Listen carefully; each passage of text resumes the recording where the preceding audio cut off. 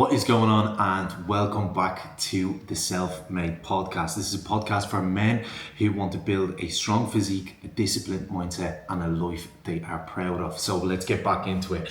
Last week we have talked a lot about the mindset for going through a transformation, and this week what I want to talk about specifically is how do you actually put that in practice and help you set up a plan for yourself to actually be successful with a transformation, whether that is a physical, mental. A lot of times it's going to be both. So the first thing that I wanted to kind of go through, because of, again, the time of the year that it is, and I think it's very, very important to go over, is the idea of building yourself up rather than just going straight in and trying to completely change your life in a space of a week, because it just does not work like that. Okay, setting yourself targets that are unrealistic for you and you cannot keep up with is the fastest way to failure, because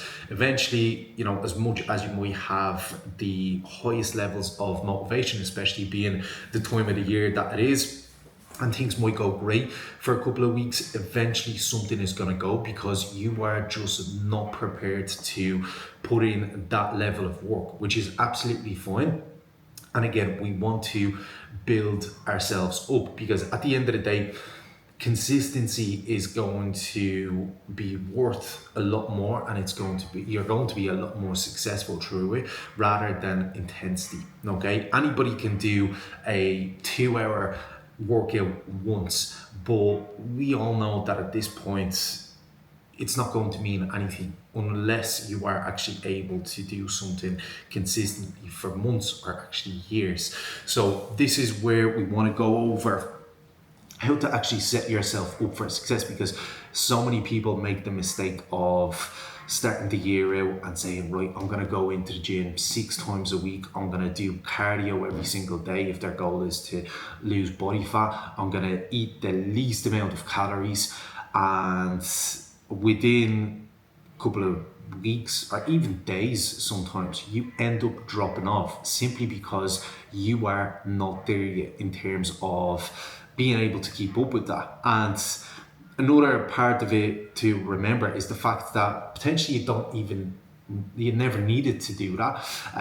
But secondly, it doesn't mean that you won't eventually be able to do it, because this is something that I always kind of go through with clients. Is just because you're not able to, let's say, do 20 minutes of cardio right now, you're just unfit to do that physically, and mentally you don't have the strength to push yourself through that. It does not mean that in 6 months time you're not going to be able to do an hour of cardio straight through. And sometimes it does happen where lads might be in the depths of a dieting phase, getting ready for a photo shoot or a holiday where they want to look their absolute best, or they just want to challenge themselves to get in the best shape of their life. And we do push cardio to an hour a day, or we do drop food quite significantly, but it only happens when they are ready to actually do it consistently every single day,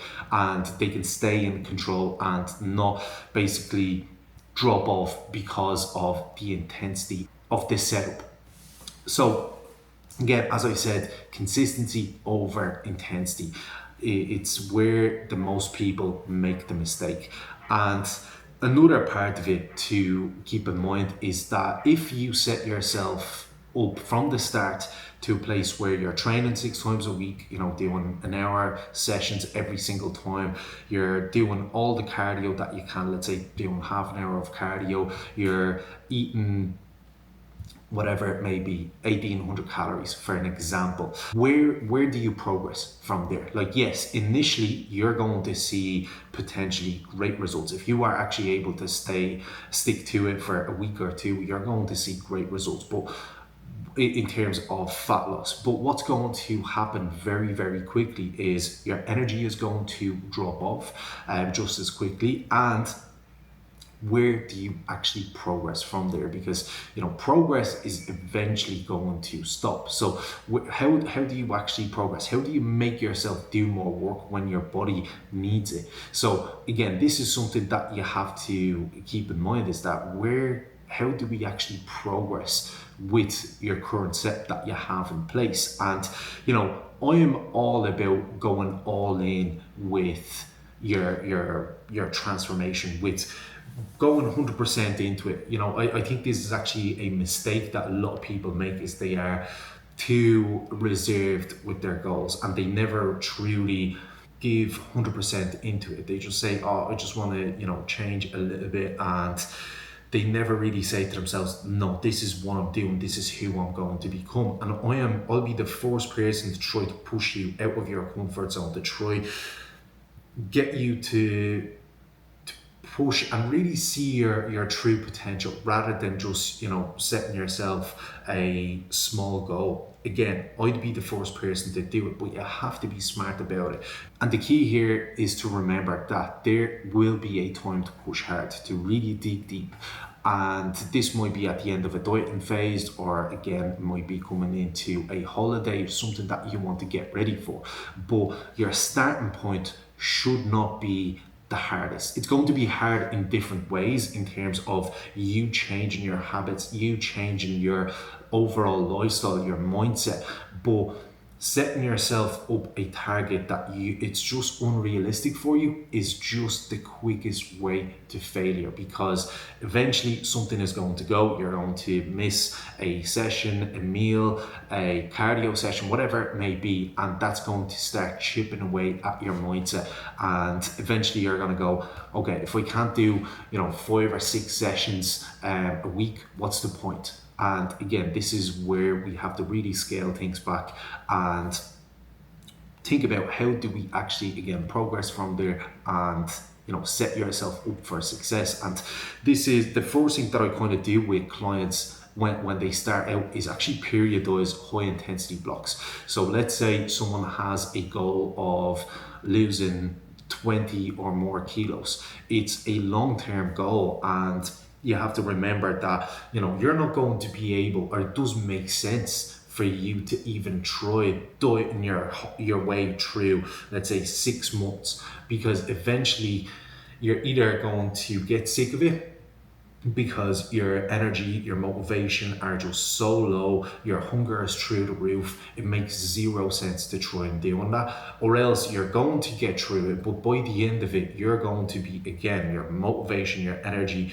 are going to be so low, your hunger is going to be through the roof. You're just going to want to get away from that as soon as possible, and that is how you'll eventually go back to the poor habits that you've had, because your experience was not good. You didn't, teach yourself new things. You just push yourself through so much pain to get to that place. Eventually, those old habits are going to creep back in. So how do you build practically, a lifestyle of a new lifestyle of someone that stays in the gym year round, doesn't just go in and out of it, and makes progress when it comes to fat loss, and actually maintain that weight? Is you go through blocks of high intensity, what I would call. So let's say we start things off with an 8-week block of fat loss. This is where we push quite hard to get you to lose, depending on what your target is, an X amount of weight each and every single week, and we are trying to get to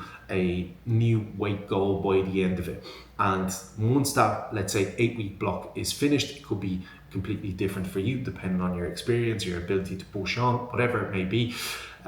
We will follow that up with a diet and break, where we actually focus on just maintaining, and really number one thing is just giving yourself a diet from a break, in terms of your energy levels, in terms of your diet fatigue, because again, after a while you are going to get tired of pushing on, and just give you a chance to rest and actually get used to this new current position that you are in, because this is something that people miss out on, is they try to get the job done all in one go, and again, eventually just get sick of it and go over the next few months go back to, their starting point. But if you actually teach yourself that, okay, I'm going to work hard for 8 weeks and then follow that up with 2 to 4 weeks of just maintenance, just being able to maintain that new position.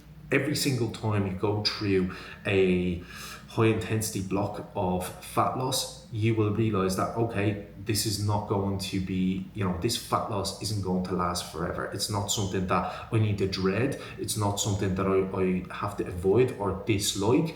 It's just going to lead me to a new position that now I'm going to be able to maintain. And what you'll see in those diet breaks is, again, energy going up, your hunger actually dropping off because we're going to increase calories, and your actual excitement about the next step is going to build up rather than you dreading continuing on and pulling off more body fat. And something that I've mentioned at the start is you might not be able to, let's say do 60 minutes of cardio from the start, but as the time goes on, your ceiling is going to rise. So it's like progressive overload. In a sense, your ability to diet is going to improve, your ability to push through a diet, which is very, very key.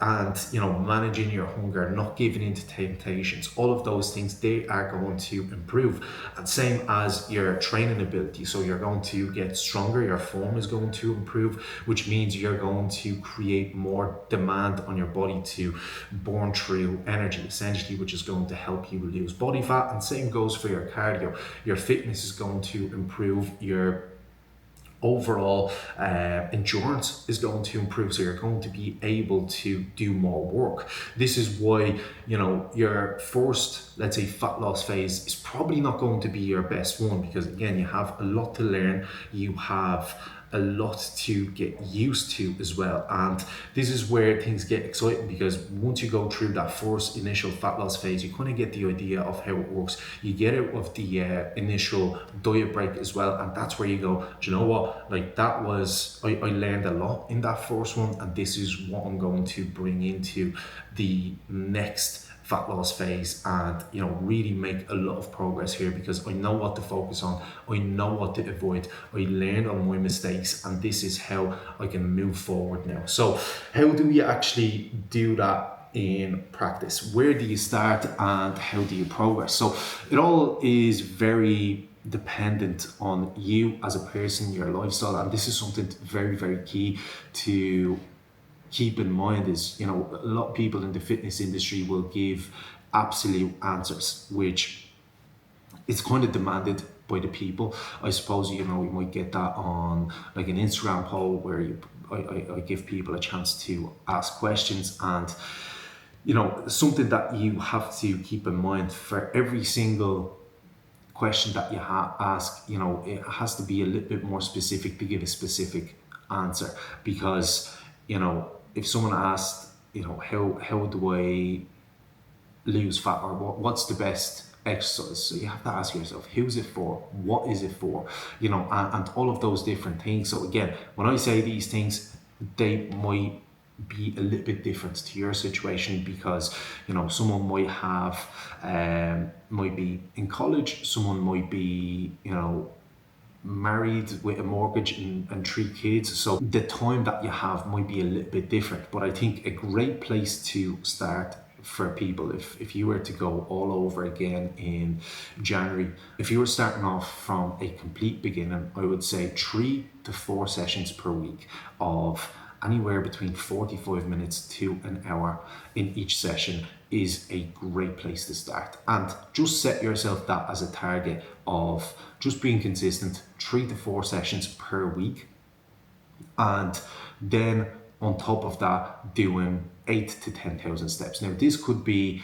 a very dependent on your lifestyle. If you are someone that, let's say, sits in the chair throughout the most of the day, and you, without trying, you average, let's say, 5,000 steps a day, this is where you can actually push yourself to, again, 8,000. But if you are someone that's a little bit more active, you're already probably getting 8 to 10,000 steps on average. You could push yourself a little bit over that. as well. And then the main thing, obviously, it's nutrition, making sure that you set realistic goals for yourself when it comes to nutrition. And how do you do that? I think going and finding out your maintenance calories and just dropping them by about 200. That is literally all you need to do. And I guarantee you that if you stick to that for a couple of weeks without missing a beat, you're going to see a difference on the scales. You're going to see a difference in your body fat levels.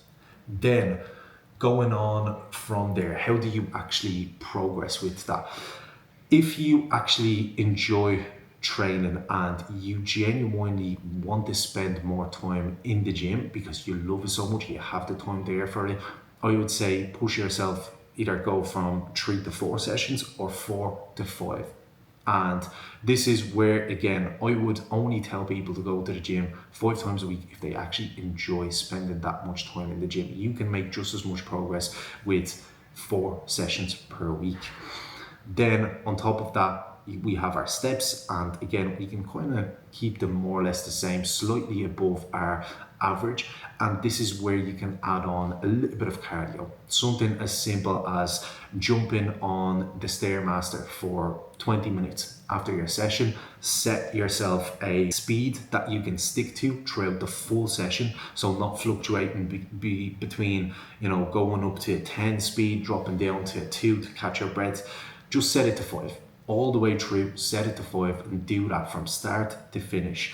And as when it comes to your nutrition, again, it depends on what your hunger levels are like. If you feel like you could drop more calories, we absolutely can, but I would always try to keep food as high as possible to give yourself, first of all, a little bit of flexibility when it comes to let's say a weekend meal out. So then again, you can eat a little bit more and then fueling yourself as best as possible. But that is just my preference. If you are someone that isn't mad about food anyway, you can drop them down a little bit further as well. So what you want to really watch out for is progression. And I think that is something that so many people miss out on, is making decisions based on emotion rather than the facts that they see in front of them. And which is why it's great having someone there in your corner to actually help you with those things.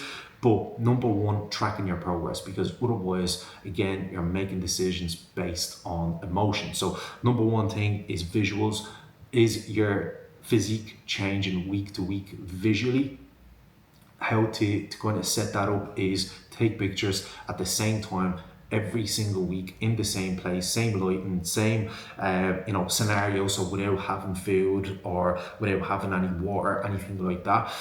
Secondly, track your weight as often as possible, and then you are going to be able to see a trend, whether it's going up, going down, what is happening with that. And then overall, track your performance in the gym, track your sleep, track your energy. Just give yourself a rating of, how do I actually feel today? How is everything going? And you'll quickly be able to see, trends over time as to, whether you are making progress or not. And as the time goes on, I think something that it is also very, very important is identifying what is actually holding you back. Because, over the course of your transformation, you're going to see things, or you should be able to identify things that are holding you back. So whether that is you not being as prepared as you should be, and, potentially spending a little bit more time doing a little bit of meal prep, or not getting your food shop on time, so all of a sudden you're having to order things or make decisions with poor choices, essentially. And again, just identifying those things. What causes you to fall off track? What pushes you to not be able to stick to the goals that you set out for yourself? So identifying them and then eliminating the things that essentially hold you back, so you're not repeating the same mistake. If you make a mistake, that's absolutely fine, but if you make the same mistake multiple times, that's just a choice. Okay, so making sure that you identify them and eliminate them over time, or find a solution as to how you can actually keep your consistency going. How do you get rid of anything that keeps you from dropping off from the targets that you have set out for yourself. And this could be, again, as I said, something as simple as prepping your food for the next 2 to 3 days every couple of days, or else actually saying no to a couple of drinks over the weekend, because you might notice that, okay, when I have a few drinks, I end up going down to, it ends up being more than you wanted to drink. You end up getting a chipper on the way back. You wake up not as fresh the next morning, and all of a sudden you get yourself into a cycle of setting your progress back a little bit and then not feeling great for the next couple of days, which is a conversation in itself, which we'll probably get into down the line. But this is essentially, the core message that I wanted to get across is, building up your intensity over time, not just jumping in head first into it and again setting yourself up for failure. And as I've said already, I'll be the first person to try push someone to, work a little bit harder and progress with their goals and progress with their setup, but you have to be smart about it. If you just jump straight into the hardest setup you could possibly handle, you'll only probably do it for a couple of days before you eventually drop off, which we obviously want to avoid. We want to make sure that we are doing something we can actually stick to, and then go through periods where we push ourselves a little bit harder and again reach new highs in a sense. And that's essentially how you make progress. You push yourself a little bit harder for an extended period of time, manage that or maintain it for a while, make sure all is in a good place, and then push on from there again. So overall, thank you very much for listening to this episode. If you have any questions off the back of it that may be specific to your situation, I'll be more than happy to help. Just drop me a message on Instagram. And again, thank you very much for watching and listening.